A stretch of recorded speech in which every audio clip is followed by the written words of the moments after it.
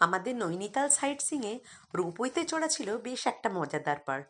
Ropeway যত এগোচ্ছে ততই পাহাড়ের অনেক নিচে পুরো নৈনি লেকটাকে ওপর থেকে পাখির চোখে দেখতে পাওয়া যাচ্ছে।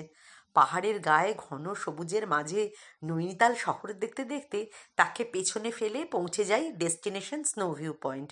সেখানে টার্মিনাসের বাইরে দারুণ সাজানো গোছানো অ্যামিউজমেন্ট পার্কে বিশাল বড়সড় একটা ডাইনোসর দূর থেকেই চোখে পড়ে। বাচ্চারা দেখে তো ভয় একেবারে জড়সড়। আমরা কিছুক্ষণ পার্কে ঘোরাঘুরি করে ফেরার পথে টার্মিনাসে দাঁড়িয়ে থাকতে থাকতেই হঠাৎ শুরু হয় স্নোফল। নাম স্নো ভিউ পয়েন্ট হলেও বরফের চিহ্ন মাত্র ছিল না সে সময়ে।